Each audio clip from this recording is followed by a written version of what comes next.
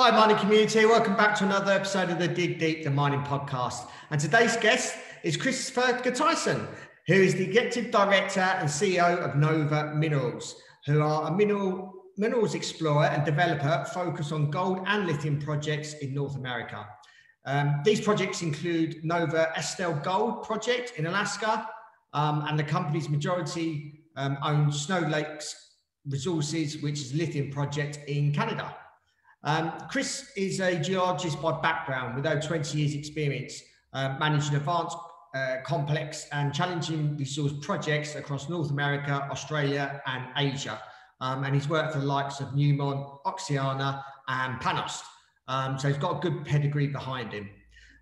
So let's introduce Chris to the podcast so he can tell us a little bit more about his story and about Nova Minerals. So let's welcome Chris to the podcast. How you doing, Chris?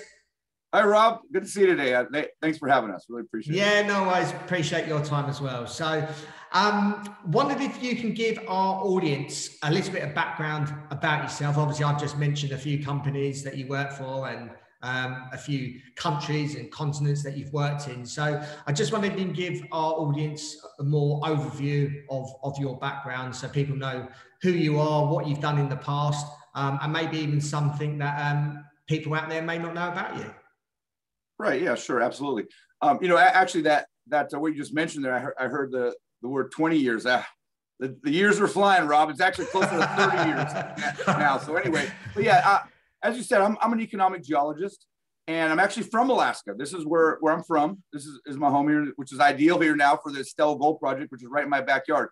But I started working up here in Alaska on these intrusive related gold systems up here in the Fort Knox district, right across there from on a project called True North back in the day. I went to school at the College of Mines down in Idaho, and I spent a lot of time in Nevada working on the Carlin Trend in Nevada with these very large bulk mineable company maker heap leach style operations with Newmont and Barrick down there.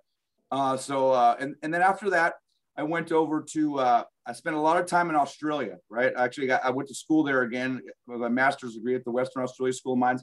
I spent a lot of time in Australia, mainly in Western Australia, in the gold fields around Kalgoorlie, right? I like to say I was reborn and rebred in Kalgoorlie, Western Australia. That was just a great experience working on a number of projects as a contractor in those days. One of them would be, to name one, would be the Carosue Dam project, still going today. I see that, that was with a company called Sons of Gwalia, and Saracen Minerals took it over, and then Northern Star took over Saracen. And that operation is still going today, the Carosue Dam. We opened up a whole new belt there. And then I spent a lot of time from there in Southeast Asia.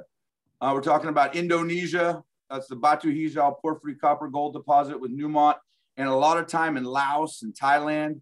Actually, I spent 12 years in Laos and in Thailand in that area there with Sepon, the copper gold, and Pan Aust, as you mentioned. Also worked on a project in Thailand.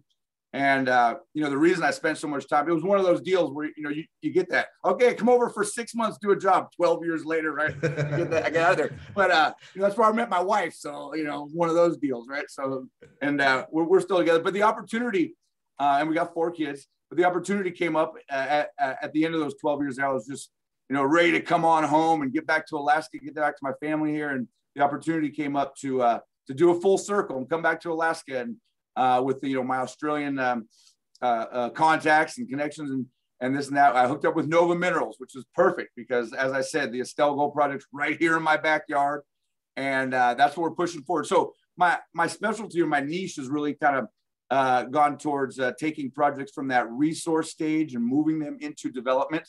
And so that's really been my specialty, and it's ideally suited for what we're trying to achieve here at Estelle. So Estelle, we're situated in the Tintina Gold Province here in Alaska.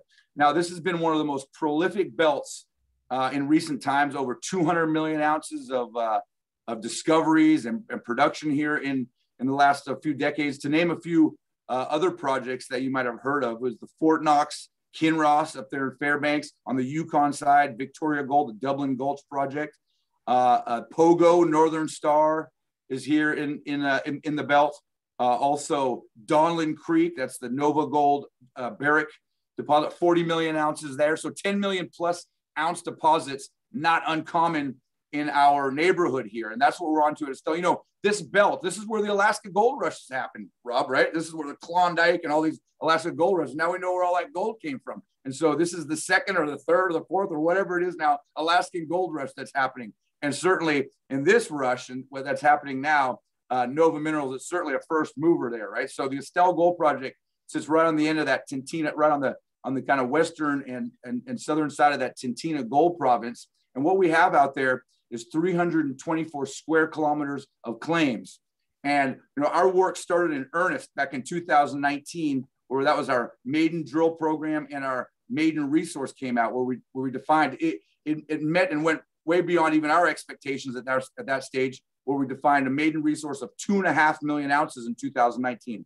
Now, since that time, we've we committed early on to being a year-round operation. One of the issues in Alaska with some of these projects is they don't commit to that year-round operation, put in the capital to get those camps and that infrastructure in place. So you hear about them for like 3 or 4 months a year, then they're gone, So we committed early on, and we're a year-round operation. We've just been drilling continuously since 2019. And what the result of that has been is that after a year, so in October 2020, we released an interim resource, which was 3.3 million ounces. That was in October 2020. And then the most recent update for resources was in April 2021, just a month or so ago.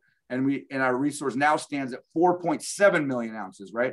And so in 18 months since the maiden resource, we've increased the resource by over 2 million ounces, and in the last 6 months by 1 million ounces. So at this rate, every 6 months, we're increasing the resource by 1 million ounces. We hope that trend line continues.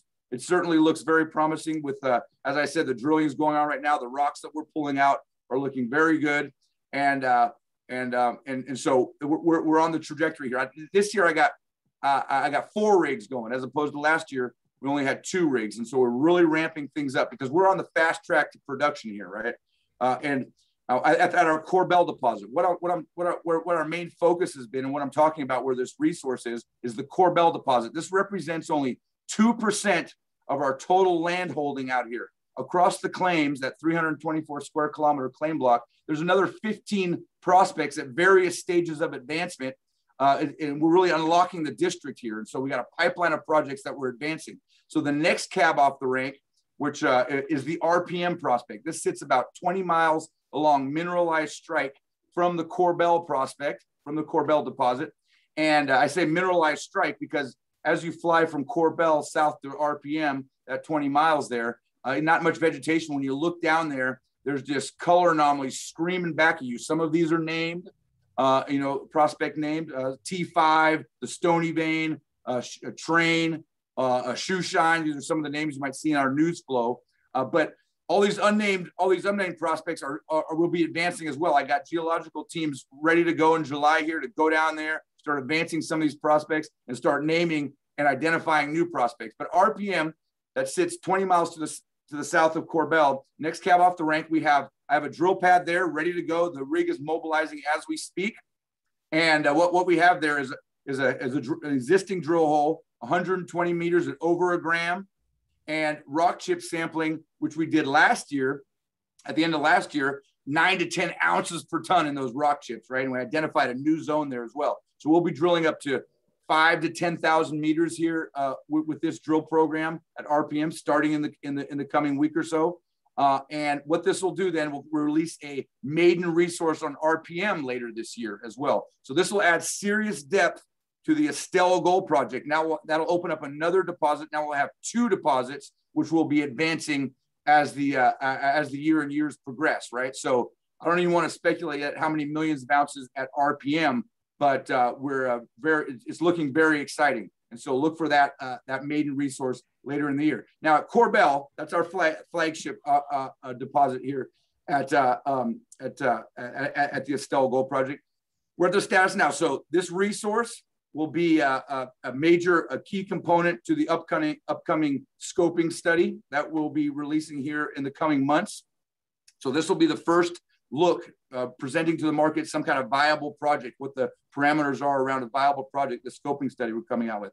The other key pillar to the scoping study will be our metallurgical test work, which we started last year, and that was looking very good. You know, we've always imagined ourselves as similar to our peers here in the neighborhood, Fort Knox, Dublin Gulch, a bulk mineable heap leach style operation. Now, what our test work has shown is that we're certainly still a bulk mineable. You know, I got 500 million tons of material out there that constitutes that 4.7 million ounces. But now we're a bulk mineable milling operation, interestingly. And the reason for that is that our test work has shown that ore sorting works exceptionally well here. Now, ore sorting technology has come a long way in recent times. And what we're talking about is the XRT laser style ore sorting. What we're able to do with our deposit at Estelle there is that our test work was our initial test work there was done on a half gram per ton material. When we put it through the ore sorter, we're able to upgrade that material up to 10 times. So we put in a half gram material, it spit out the other side 6 grams per ton material. Now, now if that will be what we'll do is try to capture more and more gold, as much gold as we can possible. So at the end of the day, we might choose to have a larger mass pull, so more material, and say take the 2 to 3 gram material, but significant upgrade. And so what that's done is led us towards a milling operation now, because it's like a funnel. We're able to concentrate this material so much through ore sorters initially, then through gravity and flotation. And by the end, you have a very high grade concentrate that you then intensively leach, right?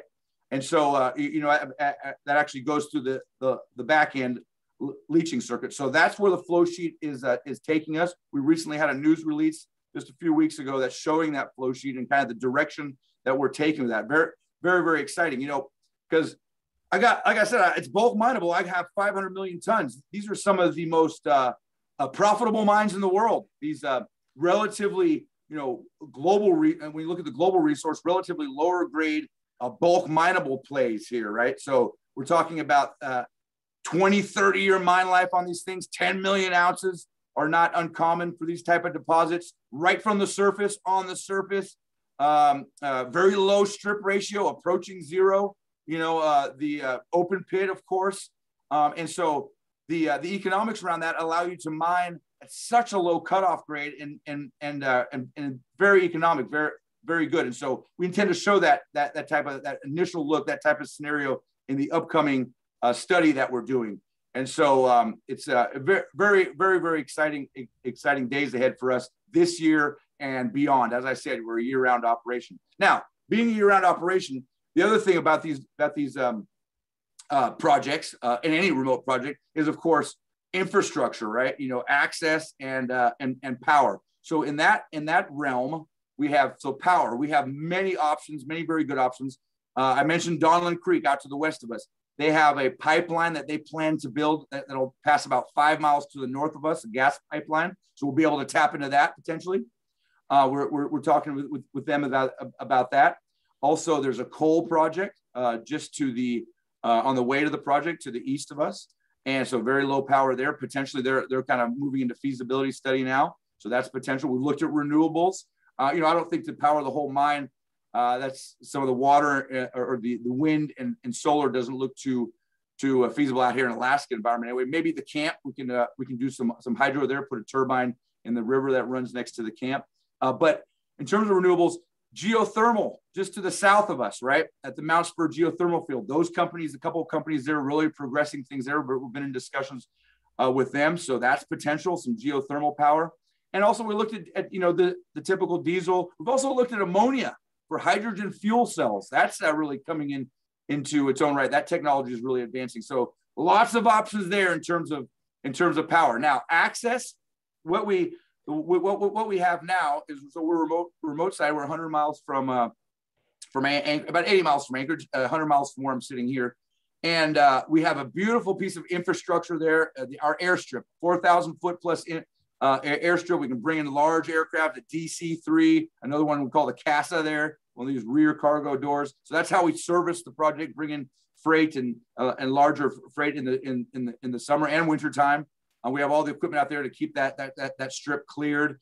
We also have, that's where our permanent camp sits, right there at the airstrip. It's currently a 30-man camp. We're upgrading this year to be a 50-man camp. right there. So that, but in the wintertime, we actually operate the project via snow road.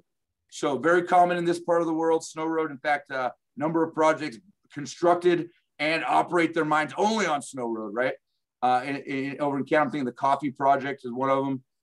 And so the snow road, this is how we bring in our large equipment, drill rigs, camp units, excavators, dozers, things like that. So, that window is it's about a 3-4 month window that we can use snow road. And we really utilize that time wisely and get stuff in there. But we've just completed for a year-round access road. We are advancing that as well. And so this is called the West Susitna Access Road. And we're just one of many beneficiaries on that. There's a number of other resource projects out here that are on board with that. The borough here, that's, our borough, local borough is very pro the project. They want to, get out there for, recreation, hunting and fishing access. They want to do land sales, agricultural potential out there, fire breaks. There's been some bad fires out in the valley there in years past. They want to get out there and be able to do fire control. The state is very supportive of the project. It's part of their roads to resources mandate that the current governor is really pushing forward. And what it'll do is it'll tie us into Port McKenzie, which just sits there right across from Anchorage, the main city here in Alaska, tie us into the major rail system, into the Alaska highway system, and then go out, and the terminus will be at the Estelle Gold Project. So what that'll also do is, Anchorage has a land problem in terms of being able to expand. And so there's been, over the years, there's been so much talk about building a short bridge over from Anchorage. The inlet there really narrows down, and building a bridge over from Anchorage to come over to Port McKenzie and then open up all that land for urban sprawl and all kinds of economic activity that comes with that. So this road, that bridge would make a lot more sense with this road now, right? So because, as I said, the terminus is where we are, but there's so much other activity that can be along that road. So I'll just stop there, Rob. That's a bit of an overview. I can see your passion in the project. And one thing I was going to ask, you mentioned obviously you're operating 12 months of the year, and it seems other projects probably around are not working those 12 months. So what challenges are you having, and how comes you can work 12 months of the year and obviously advance the project more forward than other projects that are around you? As I said, you have to commit early on, because you're not just talking, you're talking about camps that have to be winterized. You're talking about, many preparations that have to be made to operate in the wintertime in Alaska. Now, once you've done that, it's, in many ways, it's a lot easier to operate in the winter. You can certainly get around a lot easier, right? We have snowcat vehicles, snow machines, and all types of vehicles that allow you to access areas a lot easier. The drilling is a little bit more expensive because you have to have your line heaters for water and this and that. But once you have that down, some drillers think it's some of the best drilling they've ever done, right? You just kind of huddle in your cabin. In your cabin, they build around the rig there, and off you go. So you have to prepare. It takes a lot of preparation. Once you've prepared and you're suitably prepared, then it's very pleasurable and very nice to operate in the wintertime here. So very cozy, very cozy. I think you have to commit to that early on, Rob. Now, mining operations, of course, go year round, but a lot of these exploration and now we consider ourselves more of a development stage project, do not. And of course, the resource that you have, the deposit that you have, has to be a driver there as well. And so, we're just so blessed, really, to have this Korbel deposit. Now, RPM is to have this project here, which the endowment is just huge. We say amongst ourselves that we're not going home till we got 50 million ounces in the bag, right? So that 4.7 million ounces at Korbel alone is only one small step to what we believe we have there. We think we're on to one of these 10 million ounce whoppers just at Korbel alone. And so the quality of your asset, of course, depends whether you do that early commitment. We saw the quality of this asset early on, and that's why we committed to that. So it takes commitment and an asset and the type of asset you have. And so we certainly ticked both of those boxes. Yeah. You recently released the conceptual flow sheet. So I just wondered if you can tell us a little bit about that. And obviously that's the expected pathway to production. Right. So yeah, what you see in that flow sheet, again, this will be a key component and an input to this upcoming study. Now, so the flow sheet starts like this. In the beginning, you mine at a very low cutoff grade. We're looking at mining at, say, 0.2 cutoff grade for an average grade of material that we put into the ore sorters of around 0.3 to 0.4, right? And so a possible scenario, 10 million tons into the ore sorters, right? Into the XRT laser ore sorters. What that'll then do is we'll dial in the ore sorters, and it works exceptionally well. Like I said, the reason for that is because the style of mineralization, we're talking about sheeted veins, these intrusive related gold systems, very homogeneous style of mineralization, right? Very homogeneous, only two types of material, waste and ore, basically, right? So the complexity of the geology is very, very, very minimal. Sheeted veins, all going the same direction, not a complex stockwork of veins. So one orientation. Where you get the higher vein density is where you get the higher grades. Sometimes we intersect zones up to an ounce per ton within that. So the challenge is when the ore body, these sheeted veins, very discrete, very sharp, very distinct mineralization in there, mineralogy in there, quartz, arsenopyrite, the association with arsenic, very strong. And so the challenge is when you look at the ore body just visually, it's like, how do I get those veins out? Because when we selectively sample those veins, we know these are bonanza grades, right? This is where we get the 9-10 ounces per ton, several ounces per ton when we selectively sample those. So you look at it, you think to yourself logically, how can I separate those out to really concentrate this thing? Well, we have the answer. This is the ore sorting, right? And so 10 million tons in, let's say, for example, we mine 10 million tons in the ore sorter. What we're looking at is that I said the ore sorters can upgrade up to 6 grams per ton. Now that's at about a 5% mass pull, right? And so that captures about 60% of the gold, say, right? So what we want to do is capture, as much of the gold as we can, 80-90% of the gold out of that ore sorting process. So 10 million tons in, what we're seeing is that we can collect 50% of that material, and it'll run about 2 grams per ton. So that's probably, the decision is where do we put that line? When does where does it become not economic anymore? Like how much mass pull do you do? But it's looking at about 50% of material gets collected at about 2 grams per ton. So we put in 0.3, we get 2 to 3 grams out the other side. That'll then go into the milling circuit, and we'll mill it. We're getting very good results in gravity, but also in flotation. Very good. Remember, there's the arsenopyrite association. And so we can mill a bit coarser and then put it through the flotation. Very common off-the-shelf reagents, nothing complicated with the flotation process we're looking at. So through flotation and gravity, we're getting over 98%, 95 to 98% recovery through those circuits.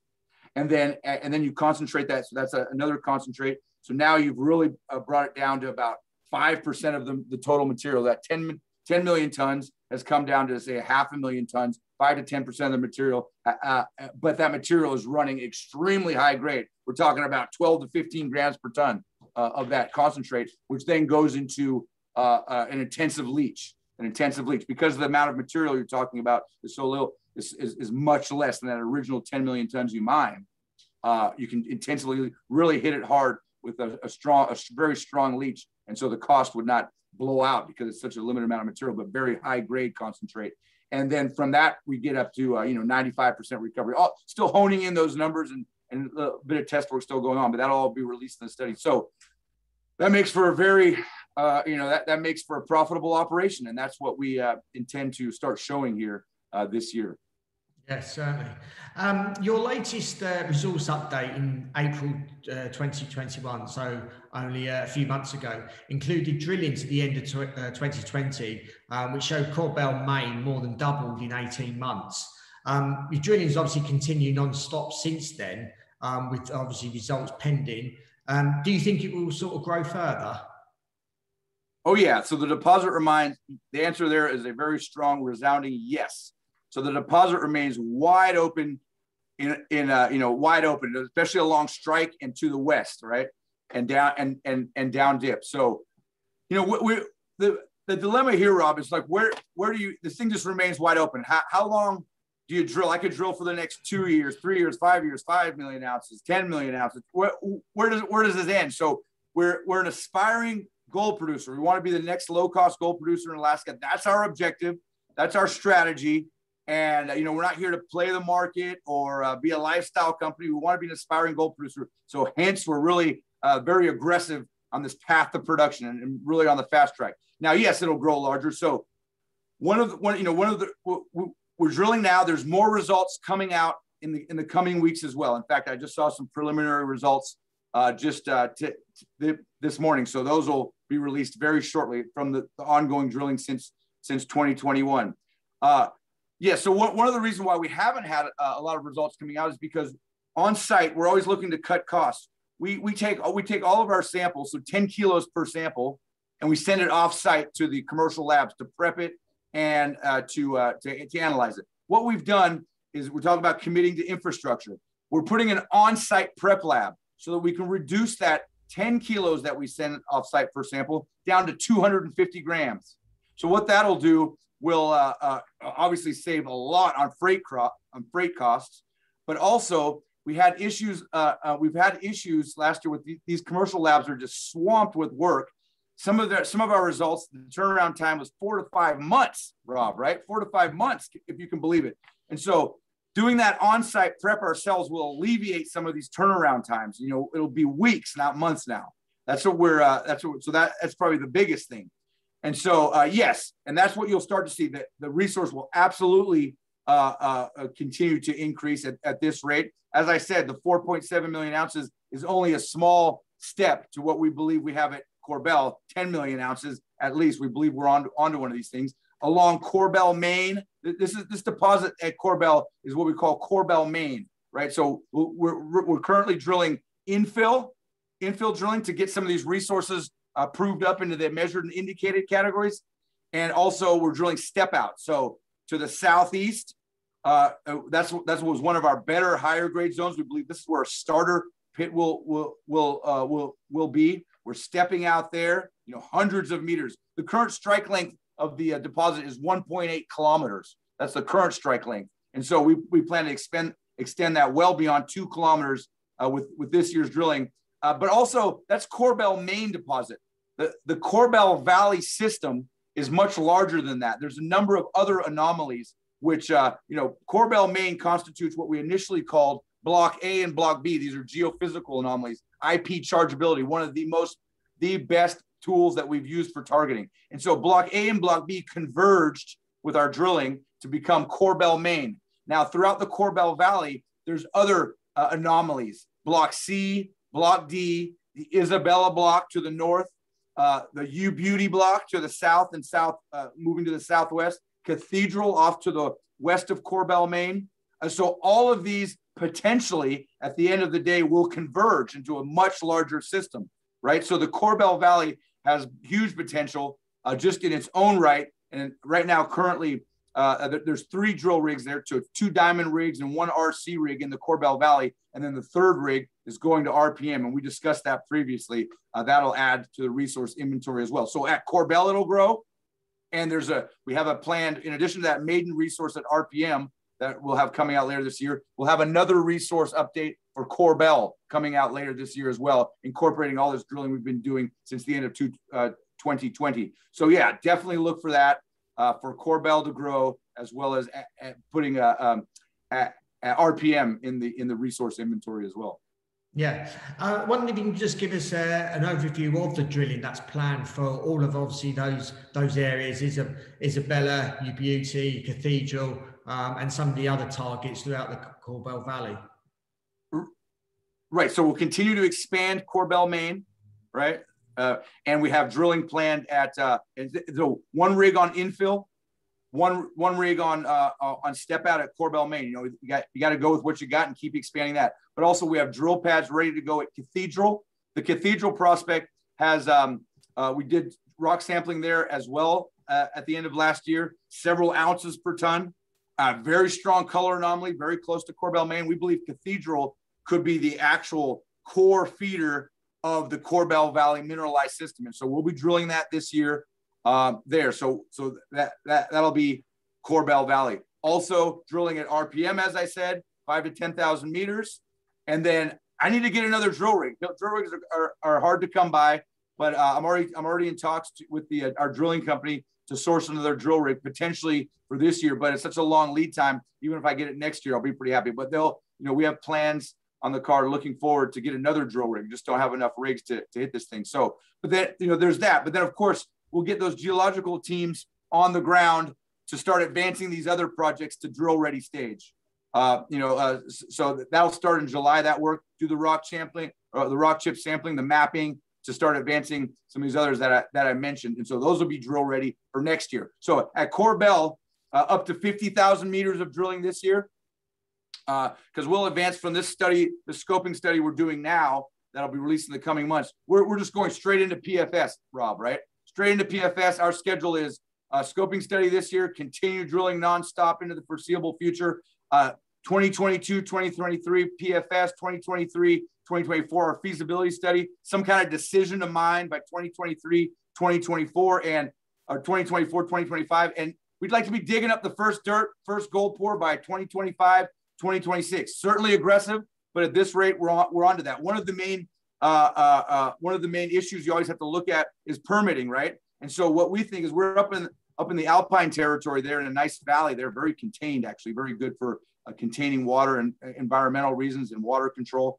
But we don't impact much wetlands, right? Not much wetlands up there. And so what this will allow us to do, what we believe and we're pushing towards, is when it comes to permitting, is to complete an EA as opposed to a full-blown EIS, right? So an environmental assessment as opposed to the full-blown EIS. The main factor for that is how much wetlands you impact. So the EA process is much more streamlined, requires less time, less resources, less bureaucracy, let's call it, that you have to go through. And so we're really pushing towards that. That'll be a big factor in us achieving our goals, our timeline here, right? So that's completing EA as opposed to an EIS. So there you go. That's our timeline. That's our timeline. Yeah. You've got 15 other known gold prospects within the Estelle Gold Project claims, located in the Tatina Gold Province of Alaska. Can you tell us more about the region and how Nova is placed within it? Right. So Nova is the Estelle Gold Project. There's a mineralized corridor there. That's why, I say from Korbel to RPM, they're 20 miles along mineralized strikes. There's that mineralized corridor there, of these mineralized intrusive. And so we're situated here. Of course, the intrusive related gold system is our primary target there at Korbel.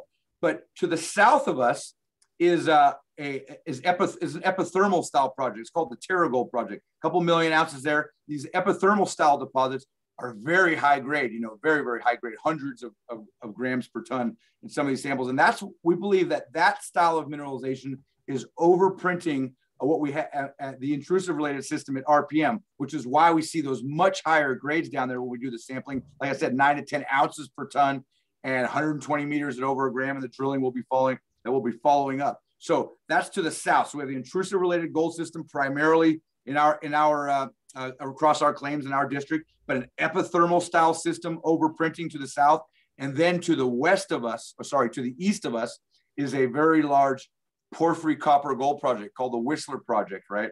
And so we also have porphyry copper gold potential overprinting in the kind of the center of our claims there. So gold, intrusive related gold for sure, epithermal gold as well to the south, and porphyry style mineralization, gold and base metals, copper mainly in the center. So very well situated, very, we've been focused on the gold. When we do our exploration, we do sample for copper, and we are getting some copper readings there in copper observations mainly in the center of our claims.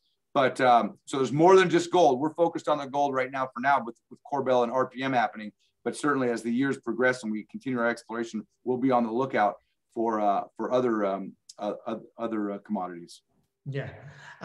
What sets you apart from your peers and obviously neighbouring projects and resources around where you are? And why should investors consider investing in Nova Minerals? The jurisdiction would be one, Rob. So being in Alaska, Alaska always ranks in the top 5 of preferable jurisdictions when you ask industry professionals, CEOs, directors, where they want to do business. Alaska always is a top rank, very pro mining, we're a resource economy up here, right? It's all about oil, mining, natural resources, timber, fishing, all of these things. So the jurisdiction would be one. Also our tenure, right? So one thing about our tenure is we're all on state mining claims.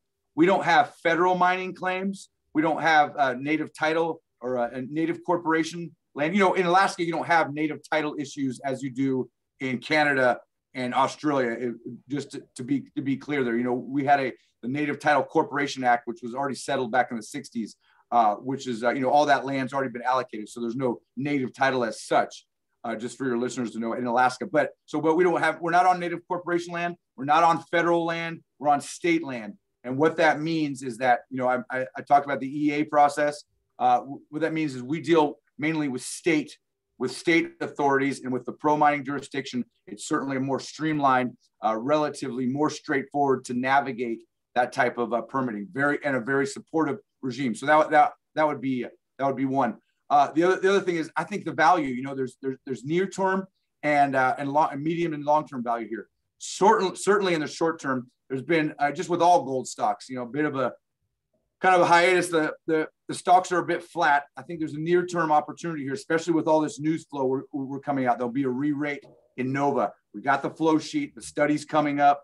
We have these the drilling results starting to come out from some of this infill drilling that we've been doing. Certainly the geology looks very good there.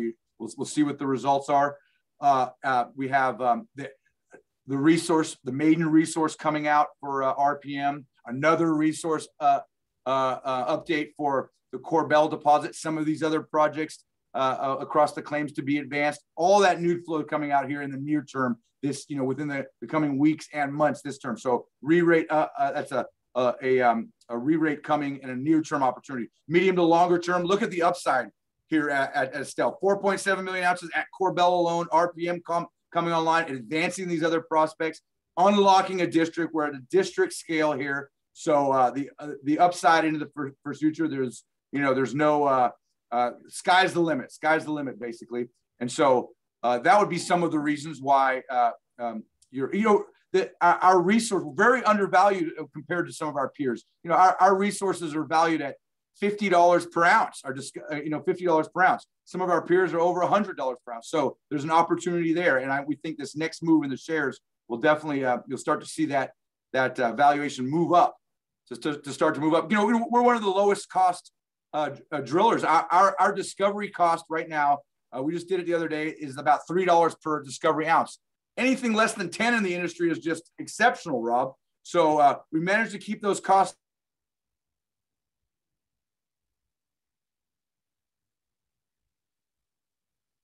Compare that to a benchmark over in Kalgoorlie in Australia, where the average cost of drilling is $190 per meter, right? So our peers in the area certainly are not drilling for that. And that has to do with committing early on, having that infrastructure in place and our systems in place to be able to really keep those costs down. Now with this prep lab coming on board and some of the other improvements we're doing, we'll be able to bring those costs down even further. So the cost structure that we're dealing with, the jurisdictional knowledge, I'm from here, me being a local management, and we set up the whole team. One of our mission is basically responsible development, locally sourced. And I'm talking about supplies and employment, and our teams and everything is locally as much as we can, as well as, and then our third key mission is aggressive growth. So those are some of the key reasons why someone will look at Nova as a potential investment. Yeah, certainly, and I'll be watching you closely as well. Nova Minerals have a strategic investment outside the gold space. That's very, very exciting. in its own right. In particular, the lithium project and the stake in RotorX Aircraft company. Just wondered if you can tell us a little more about those. Yes. So the lithium project, we just had a news release yesterday, 11.1 million tons at 1% lithium, right? So if you look at, and so we're looking to spin that company out to get full value for that project in its own right. This is a very hot space. There's been billion-dollar deals, multi-$100-million deals with lithium companies recently. And we believe that the valuation on Snow Lake Resources in its own right once spun out here in very, very soon. Actually, that process is going on right now to spin Snow Lake Resources out. Nova's a 74% majority shareholder of that. And so we'll get full value for our shareholders for that. So the lithium project is in Manitoba, Canada, situated. Think the recent Piedmont Tesla deal. And so our resources is spodumene hard rock lithium. Our resources are similar to Piedmont, actually the quality of our ore body is actually better, we believe. But so we're right on. So we believe that similar deals are possible with with all these vehicle makers, all these car makers going into that EV type vehicle space, as well as not just vehicles, aircraft, as we'll talk about in a little bit. So we're right on the air in Manitoba, Canada. We're able to source power. Hydropower is big there. So we'll be in production here, very low carbon type operation with the hydropower right on the rail line. So we have access to the auto alley through North America in the North American rail system right there. Also, with the rail line there also extends north to the port of Churchill. We've talked to the Europeans; they're interested in our product. All right, whether it be the actual lithium raw material offtake DSO type direct shipping, or we're also looking at doing value adding with a concentrator, 6% producing a 6% concentrate on our own. So we're looking at different options down the value chain as well. So North American market, European market out the port of Churchill. Also, there's one of the most significant past lithium and tantalum producers is right to the south of us. This is the Tanko mine. And a Chinese consortium recently took them over to restart that lithium concentrator that they have there. But their problem is they have no ore. And so we're the most advanced lithium resource project in the area. And it's right on the rail line. You can do direct shipping ore, take it from Snow Lake, put it on the rail line, ship it straight down to them. They can lithium concentrate. The beauty of it is that this 11 million tons that we have so far, it's only on one dike, right? One dike that still remains open. These dikes, these pegmatite dikes they exist in swarms.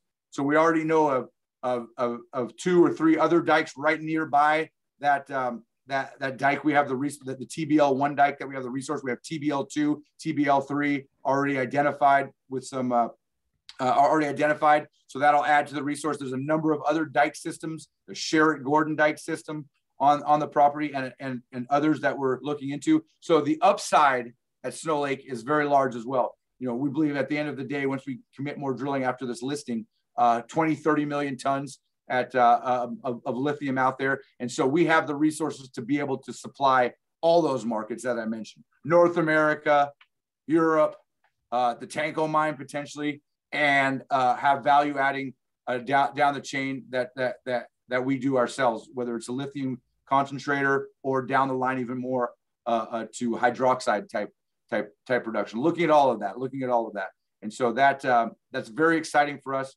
And like I said, we'll be spinning that out into a separate listing in the U.S. And so then you also mentioned RotorX. So yeah. RotorX is an interesting one, very exciting one. So we got involved with RotorX in the early days because we use a lot of helicopters here at the Estelle Project, and so we're always looking to reduce our costs there. And so we got involved with RotorX, actually the precursor to RotorX, or the guys that took over what is now RotorX. And they were developed to develop these guys are aerospace engineers. They develop aircraft, and so we're looking at a heavy lift, multi-rotor type helicopter. The benefits of these is cheaper to build, much more stable, much more fuel efficient. Plus you can, it doesn't have all the insurances and things that a contract style helicopter does. You can really bring down the cost. And so the opportunity arose for, and so we're looking at developing that with this group of aerospace engineers. And the opportunity arose. There was a company called RotorX, and RotorX have you ever seen the Jetsons? That vehicle that they used to fly around. RotorX was the company that helicopter is designed after. They actually produced that in the 60s, right? So that's RotorX, one of the first helicopter companies in the world. Started in the 50s, 60s, 70s. So, but that company, the founder died, and that company kind of went into in the 90s. The Chinese kind of took over it. They kind of tried to take the plans and make it over in China. They disappeared. So the company was high and dry. One of those stories, kind of sad story, because very historically profound company actually. And they were sitting there, and the landlord where the factory was just trying to go like I'm not in the helicopter business. Someone just come, pay me the rent and take over. And so that opportunity, once in a lifetime opportunity, came up. Of course, these guys are aerospace engineers. They saw that and they took over RotorX, and with that factory, they'll be able to develop these helicopters, these drone.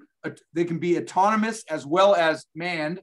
They can develop that much quicker and cheaper with that factory. Plus, there's already existing business there. And so we provided a loan to RotorX to be able to do that deal.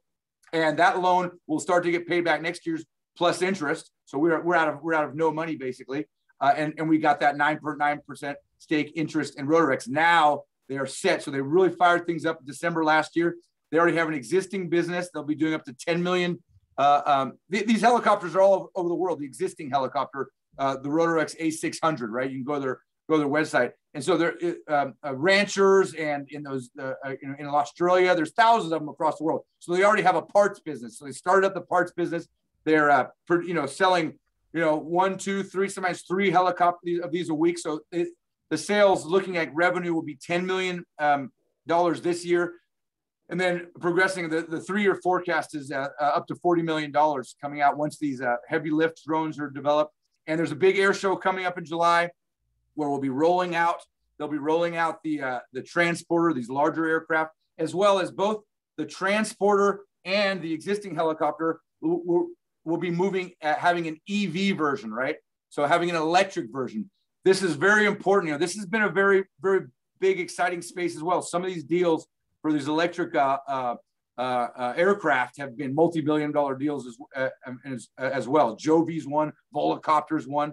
And so what this brings is, so there's the commercial space, what we're interested in, but there's also this electric space. This is bringing, air mobility to the urban environment, right? So there's a lot of interest to get away from all the traffic in some of these crazy cities. Imagine you have an electric helicopter there on the top of your building, and you can just jump from meeting to meeting, right? Real easy, jump over and go from meeting to meeting with these electric helicopters. No carbon, all that. So great. The larger versions will be electric as well. So now you have the bus station or something in the city. Now you'll have the rotocopter station. So ours has collapsible arms where the 4 rotors come out. So, you can put it into a Connex basically. And so instead of a bus, people will go to the copter station, right? They'll hop on that, jump from suburb to suburb without, avoid all the traffic and this and that. And so you'll probably still need the jetpack to move around in the CBD, but very exciting, right? And so this is where this type of transportation is where the urban environment is going. And so that's what the electric helicopters are for. So keep an eye on RotorX. We plan to list that at some point in the future as well. Right now it's just privately held, but very good opportunity and looking to pay off. And it's looking to pay off for Nova as well already and more so in the future.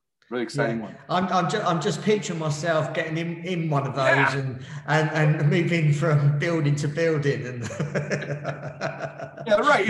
It's the one they make now. It's a two-man. So he either flies himself or you got the you got the pilot there, and he's got to go to somebody's got to go to a meeting, and they just drop him off over here. There, you don't have to go down. Don't have to go down the elevator. Don't have to call the Uber or whatever it is. You know, just imagine to get to meetings or whatever. People, you know, now there's the Zoom thing like we're doing here, but you know, people want to face to face. You got, when you seal a deal, you know, you kind of want to be face to face, and so that takes hours sometimes just to get across town. It's crazy. Yeah. I've got a couple more questions. You are very passionate about Nova Minerals, as you can see and as you can hear, obviously the people that listen to the podcast. You've worked on many projects around the world, as you mentioned in the introduction. What makes this project different and probably better than some of the other projects that you've been involved in? And obviously some of the projects that you've been involved in have sort of gone quite big, still in operation now. Yeah. What makes this more exciting for yourself compared to obviously all the projects that you've been working on? Well, you know, personally, the location, right? So personally, for me and my family, the location, right? So in just that, in terms of jurisdiction, but to also being here, I'm more comfortable in the cold environment, Rob. I spent years in the tropics, and it's great, but taking it out of me. I get more energy when I'm in this type of environment, and so personally, I personally feel better in this type of environment. But in terms of the size and scale of these intrusive related gold systems, relatively new type of deposit style, right? It's only been around for a few decades, and so the geometry of these things, you know, the complexity is very minimal. I said, you know, it's very homogeneous. The geometry of them, so you're not rooting around searching for these veins.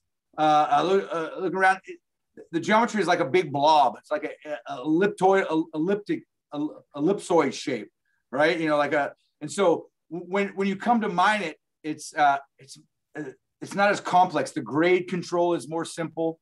Will be more simple. The stockpile management will be more simple. Like I said, I'll just be ore and waste. The only, you know, what you'll basically be looking for is the ore waste boundary, not whether this material type has carbon in it or this type of sulfide or that. It has to go stockpile management. These things are very costly, very time-consuming endeavors in mines, and so moving this into production, all of these, you know, parameters and logistics around that. Will be less of a headache, I envision. Also, very, you know, at Korbel anyway, very clean ore body. I say clean in terms of no deleterious copper that we see. Just gold, you know, and gold that can be liberated and recovered, as I said, over 90%. And the simplicity of how this one's shaping out, and the size and the scale, and that it just seems to be no end in sight. You know, it's wide open. And it's not, and Korbel is just one of many. And so unlocking a district, the opportunity to unlock a district, a lot of, you know, these projects that I've worked on, you've certainly, you know, there've been districts around, but I've been involved in one particular project or deposit area. Now we have a whole new, this is the Carlin Trend of the North, we like to look at it as. And so it's a district play, as well as we're the first movers. And so we're developing it. World-class deposits that we're seeing, and the opportunity to develop this into a world-class producer. So that would be my take on it. Yeah.